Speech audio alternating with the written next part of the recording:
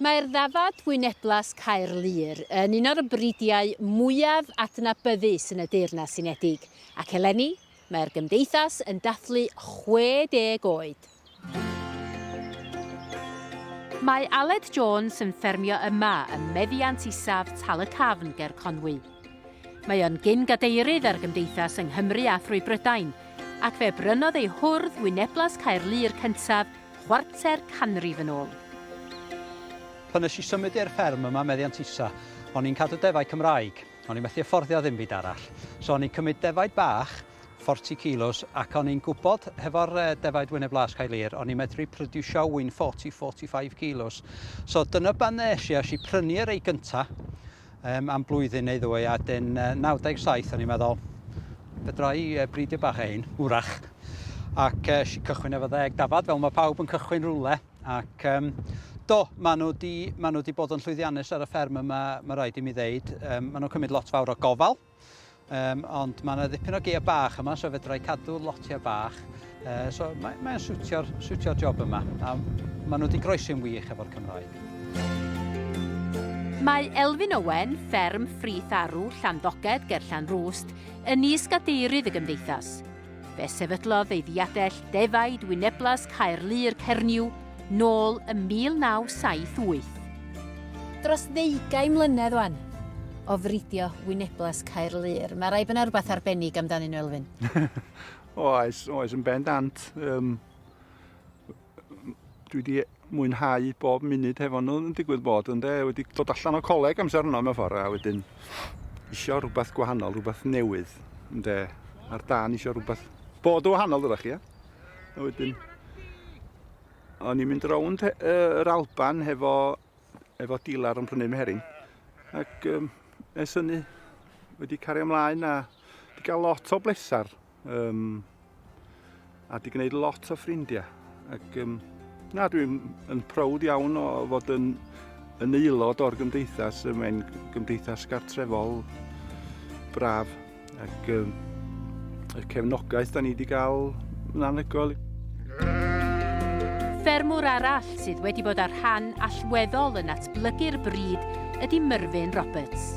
Mae Myrfyn yn un o 7 ymddiriedolwr y bryd yn y Deyrnas Unedig, ac mae o'n ffermio yma ym myfyrian isaf Gaerwen gyda'i fab Gareth.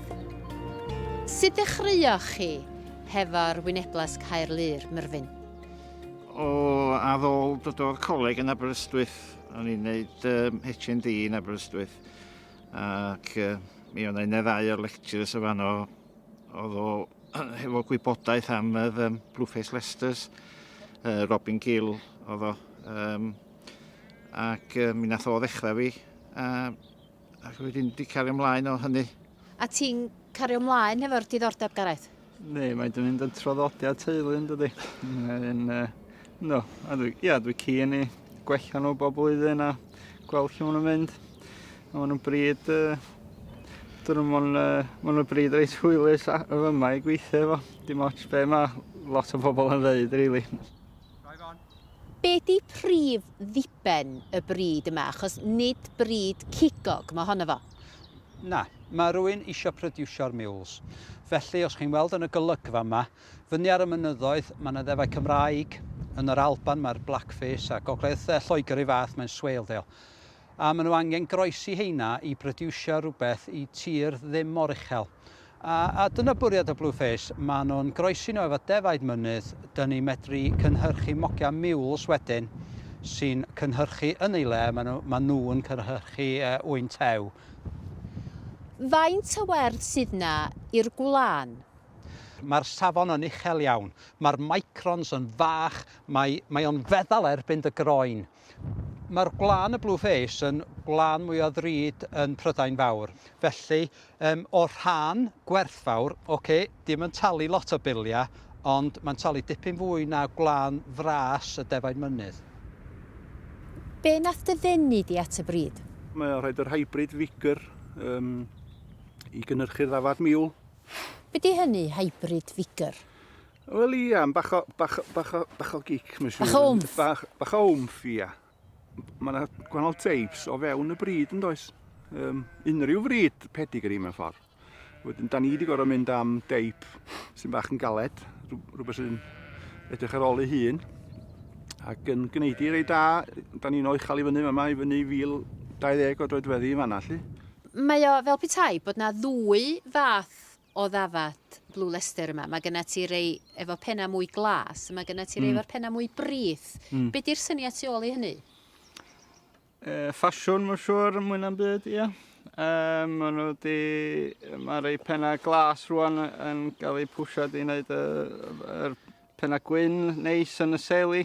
Mae rei penna brith yn cael ei pwsiad i wneud y miwl pen brith am danos a falle rownd y glad. Tri ffermwr sydd yn gwbl angerddol am y bryd. Ond mwyn goresgyn mewn byd cystadleuol, sut mae parhau i ddatblygu defaid wyneblas Caerlŷr. Mae'r polisïau Cymru rwan yn sôn am beth yw prif pwysleisia i cefn gwlad. A dwi'n deud, mae nhw'n gofyn am y public good, a dwi'n deud mae prif public good yn gorfod bod yn cynhyrchu fwyd. So, mae'n pwysig, os mae prif polisi yn cynhyrchu fwyd, fydd y defaid mynydd yn aros ar y mynydd, a fydd yna angen groesi nhw hefo rhywbeth ffrwythlon sy'n cynhyrchu lot o wyn, lot o llaeth ac wyn trwm. A dyna lle mae Blueface yn ffitio fewn. Wel, y peth mwyaf ydy bod ni yn cario ymlaen i wella confirmation y Blueface, fel bod y miwl yn gwella a bod ni'n medru cynhyrchu oen tew a ansawdd da iawn yn o. Dafad gonast, Gareth? Ni, mae dafad miwl yn prodiwsio yn reit onast i hyn a yn gweithio'n reit galad dros y ffarm yma a dros y glad i gyd, swn i'n meddwl.